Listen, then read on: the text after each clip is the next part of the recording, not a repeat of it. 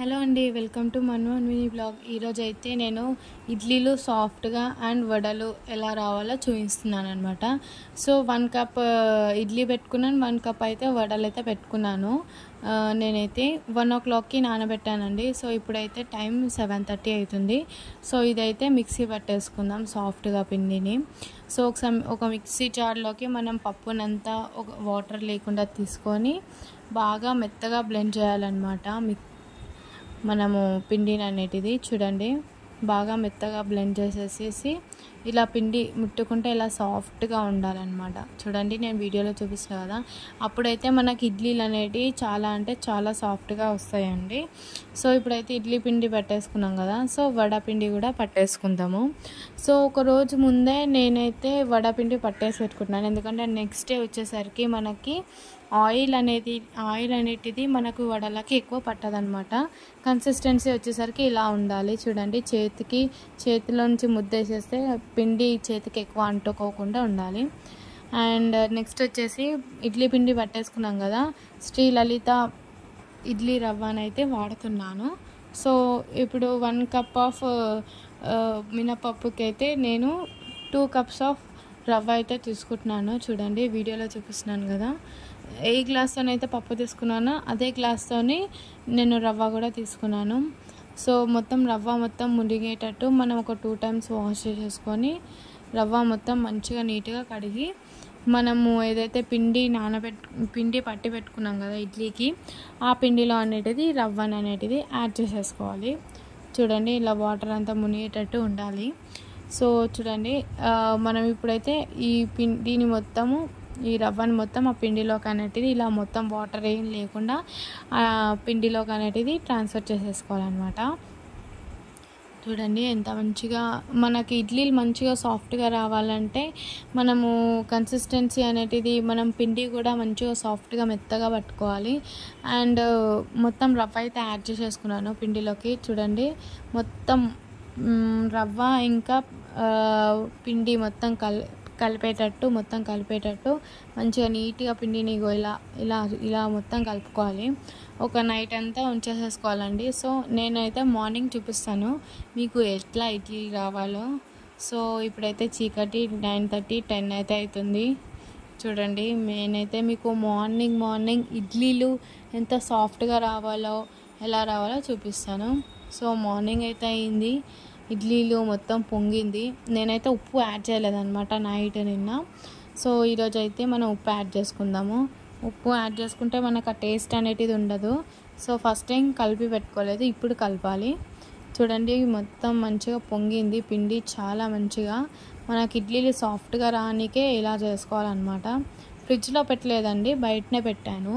ఒక గిన్నెలో వాటర్ వేసుకొని బయటలో పెట్టాను. సో ఇడ్లీ పాత్రలో గిన్నెలు తీసేసుకొని దానికి కూడా ఆయిల్ అప్లై చేసేసి మనం చక్కగా ఏదైతే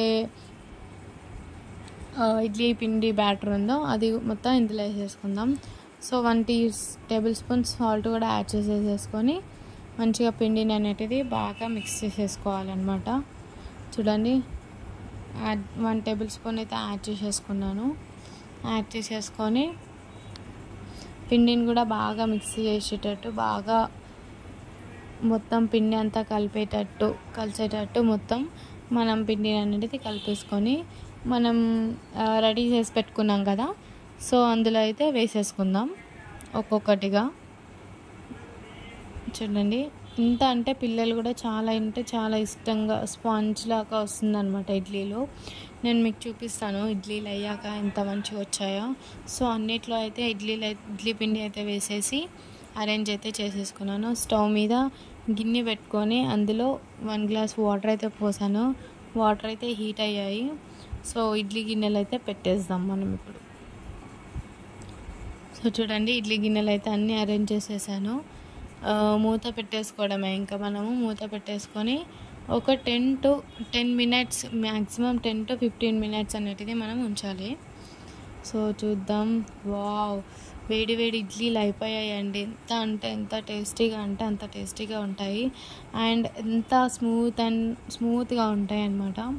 సో ఇడ్లీలు అయిపోయాయి కదా, సో మనం ఇంకో పెనం తీసుకొని చట్నీ అనేటివి చేసుకుందాం. సో నేనైతే పల్లీలు వేసుకున్నాను. 1 కప్ ఆఫ్ పల్లీలు అంటే 1 బౌల్ పల్లీలు తీసేసుకొని అవి మంచిగా దోరగా వేయించుకోవాలి. చూడండి ఇట్లా మంచిగా వేగాలి. పచ్చి పచ్చిగా ఉంటుంది లేకపోతే సరిగ్గా వేగకపోతే. చూడండి మంచిగా వేగిపోయాయి. మిక్సీ జార్లోకి అనేది తీసేసుకుంటున్నాను. 5 పచ్చిమిర్చి అయితే తీసుకున్నాను. ఇవైతే ఘాటుగా ఉంటాయి కాబట్టి సో అవి తీసుకున్నాను.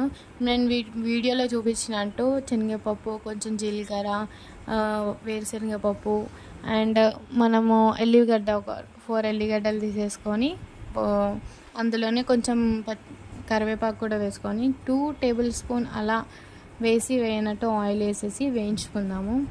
చూడండి కొద్దిగా లైట్గా ఆయిల్ వేసేసి వేయించుకుంటున్నాను అనమాట.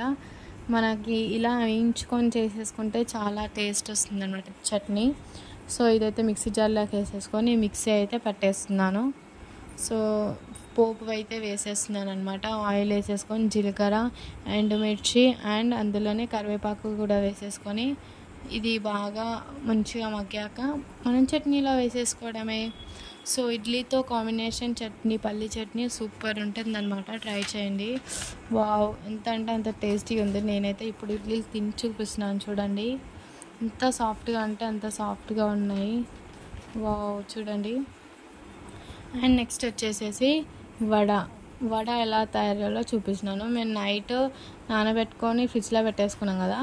సో మార్నింగ్ ఇది వచ్చేసరికి వడలు కూడా వేసుకుంటున్నాను.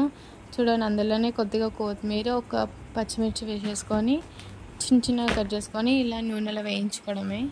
సో మీకైతే ఈ వీడియో నచ్చినట్టయితే లైక్ చేయండి, షేర్ చేయండి అండ్ సబ్స్క్రైబ్ చేయండి. Thank you. Bye bye.